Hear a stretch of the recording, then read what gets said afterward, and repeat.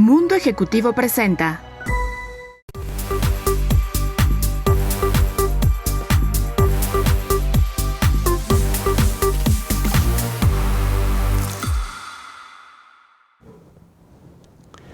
Hola amigos, bienvenidos a una ocasión más de su programa 18 minutos. Soy Francisco Rodríguez Aguirre, presidente de Smart Speakers, el principal buró de conferencistas de Latinoamérica, y me acompaña mi amigo Mauricio Reynoso.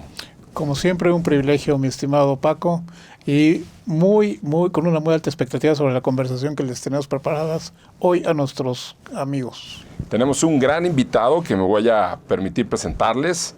Él es Duncan Wardle.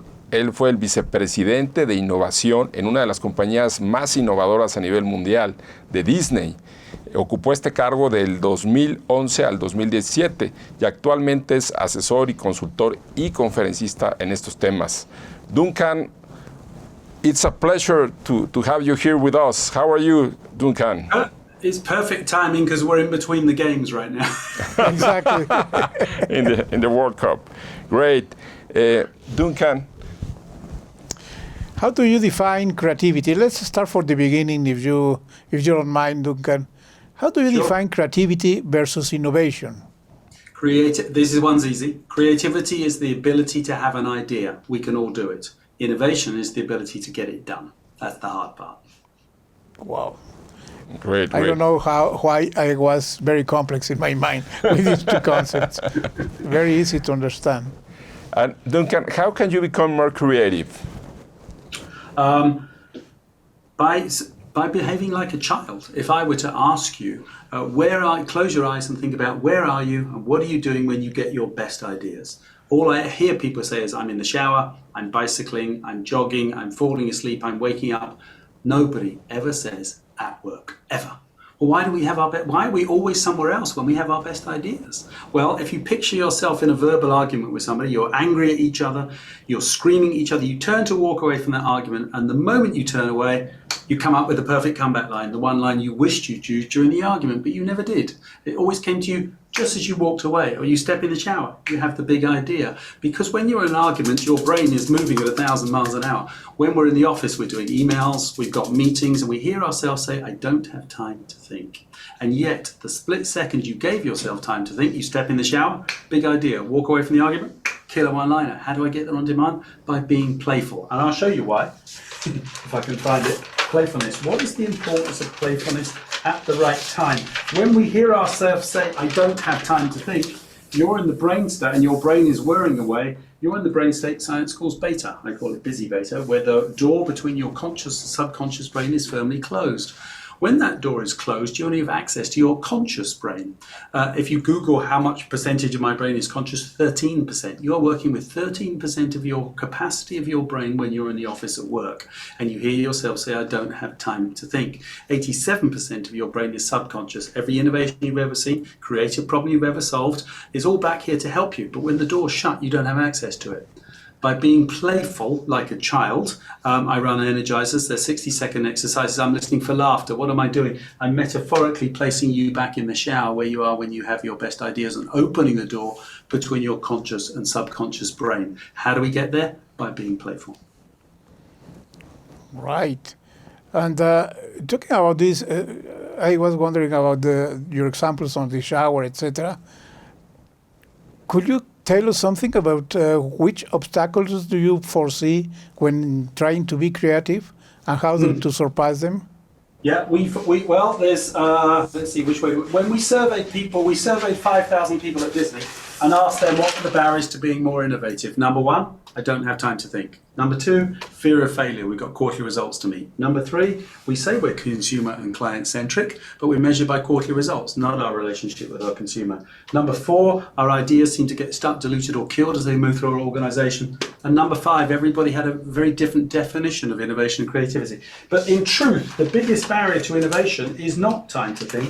The biggest barrier to innovation is our own experience and our own expertise and our river of thinking. The more expertise and the more experience we have, the more reasons we know why the new idea won't work. But we are being challenged in a post-pandemic world. Nobody's going back to business as usual. We're all going back to business as unusual. We must get out of this river faster and faster and faster. Now, A lot of people are going to tell you, I work in a very heavily regulated industry, therefore I can't innovate. Well, I don't believe that to be true. So, what if there was a tool that enabled you to metaphorically break the rules of your industry without actually breaking them to come up with new ideas? This was created by Walt Disney for the film Fantasia in 1940. You simply write down the rules of your challenge and then ask, what if those rules no longer applied? So Walt wrote down, he was very frustrated, he wanted to pump mist into the theatre and heat, and the theatre owner said, no, that's not the way we do it here. We tried that last year. That won't help us hit our quarterly results. So Walt wrote down the rules of going to a theatre. I must sit down, I must be quiet, it is dark, I must go at a set time, I, Walt Disney, cannot control the environment. And so, step one, list the rules of your challenge without thinking about them. Step two, pick one. Walt chose the environment and he asked the most provocative, audacious what-if question. So Walt said, what if I could control the environment? Well, he couldn't. He didn't own the movie theatres. But besides that, wasn't audacious enough. The more audacious your what-if question, the further out of your river of thinking you'll get. So Walt said, well, wait a minute, what if I take my movies out of the theatre? Don't be daft, Walt. They're two-dimensional. They'll fall over. What if I make them three-dimensional? Well, how are you going to do that, Walt? Well, what if I put people in costume and we could have princesses and cowboys? Yeah, but Walt, you can't have cowboys standing next to Cinderella. People wouldn't be immersed in her story. Well, what if I put them all in a different themed land? Oh, wait a minute, what if I called it Disneyland? Now, this tool also gave birth to Netflix. The founder of Netflix was very fed up of paying late fees in Blockbuster Video. So step one, he listed the rules of the industry. I must drive to a physical store, go during opening hours. They have a very limited stock. I can only take out 3 at a time.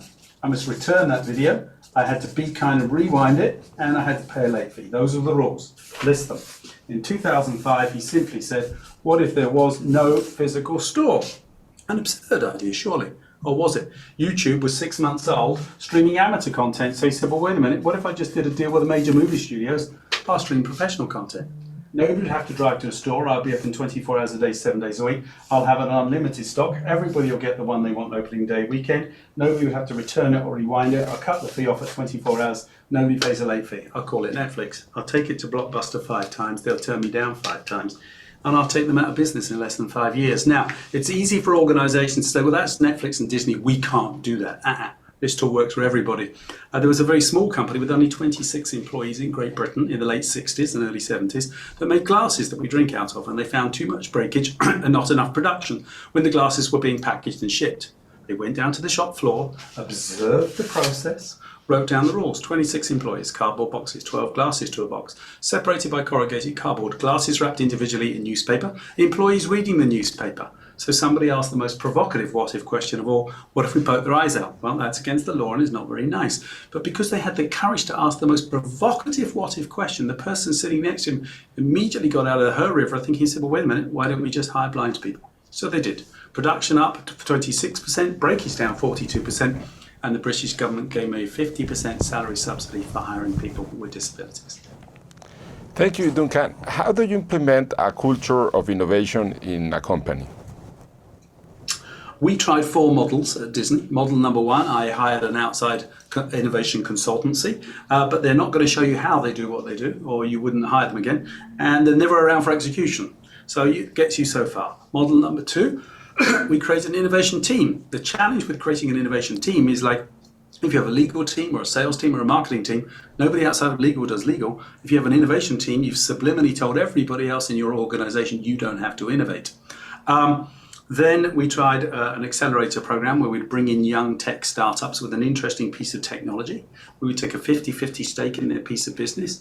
We could help them scale it, because Disney's good at scaling. They helped us bring products and services to market much quicker than we normally would. But we were still only touching a tiny, but we had failed our overall goal of how might we embed a culture of innovation into everybody's DNA.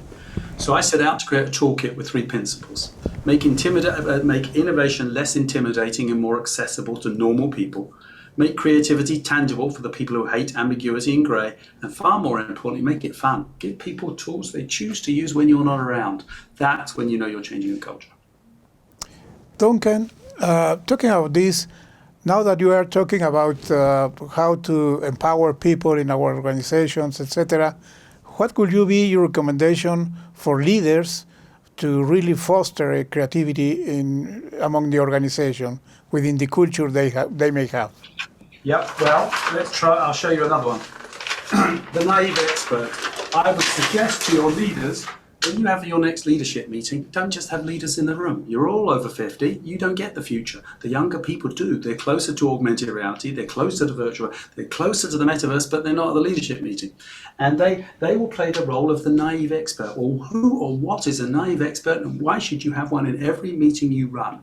They are somebody who doesn't work in your line of business, that will ask the silly question that you're too embarrassed to ask in front of your colleague, to throw out the audacious idea ungoverned by your rivers of thinking. They will not solve the challenge for you, but they will stop you thinking the way you always do and give you permission to think differently. And I'll give you a first-hand example. I don't know if you guys, I know you've got paper. You got any pens with you?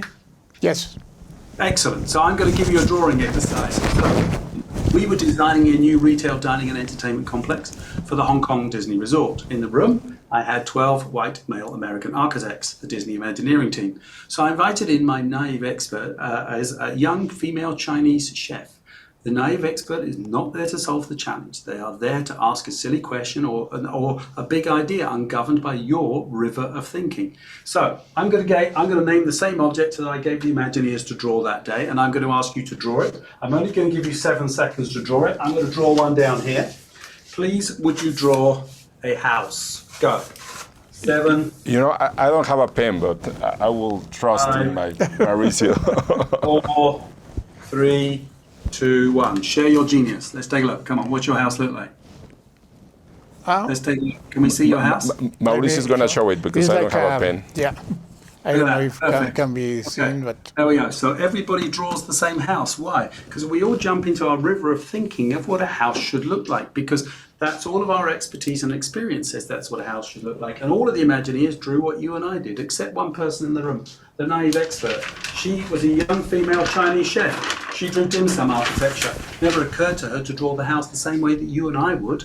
On the way out the door, somebody put a post-it note over her drawing, which simply said, distinctly Disney, authentically Chinese. 7 years later, the strategic brand position that guided the entire design of the Shanghai Disney Resort, distinctly Disney, authentically Chinese. But here's the biggest learning point for all leaders across the organization.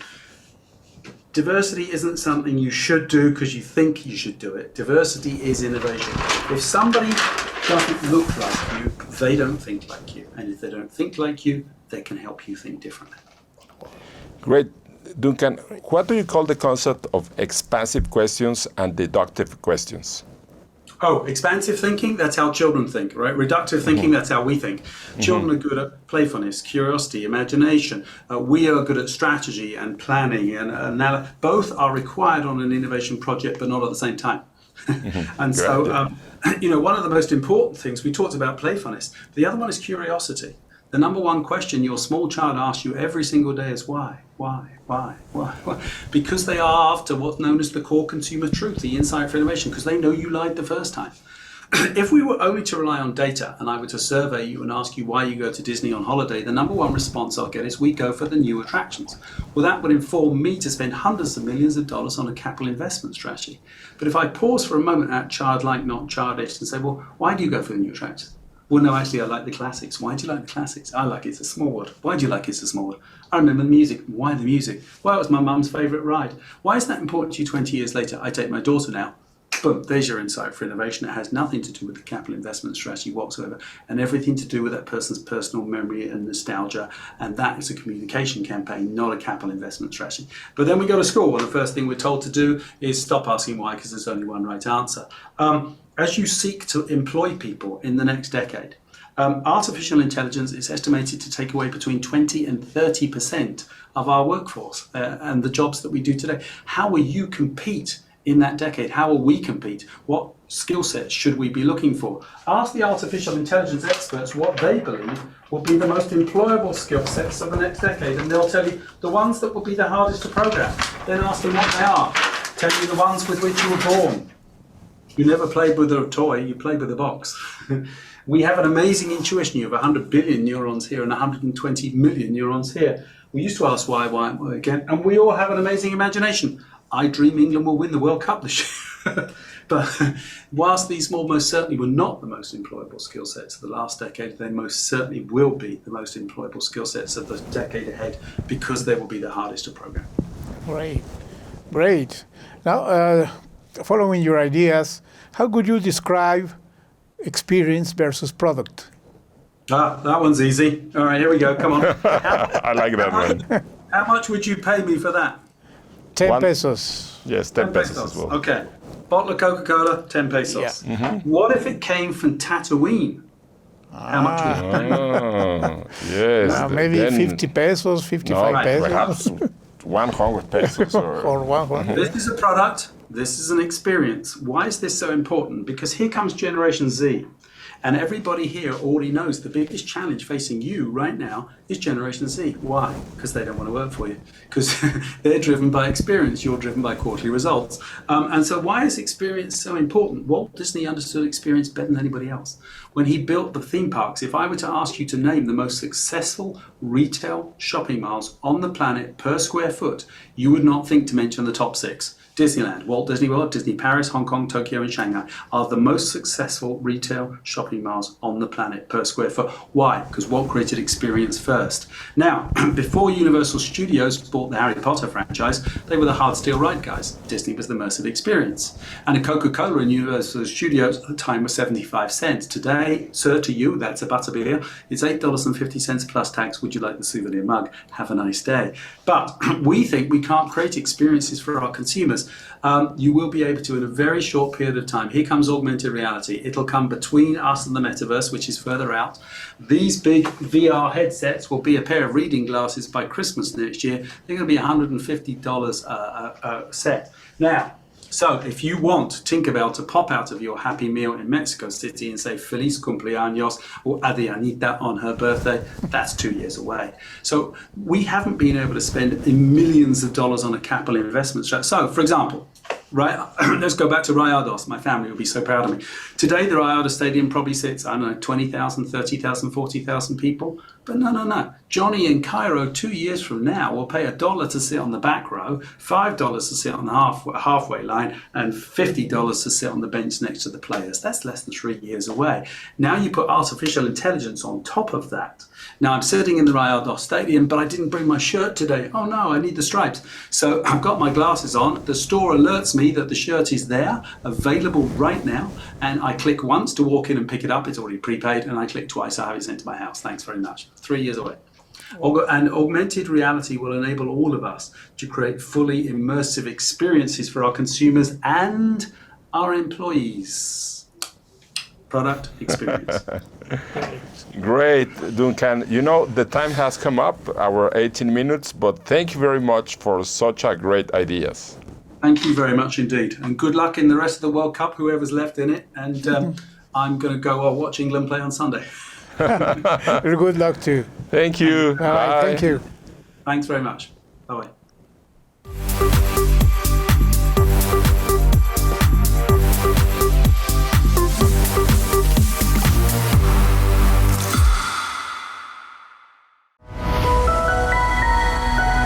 Mundo Ejecutivo presentó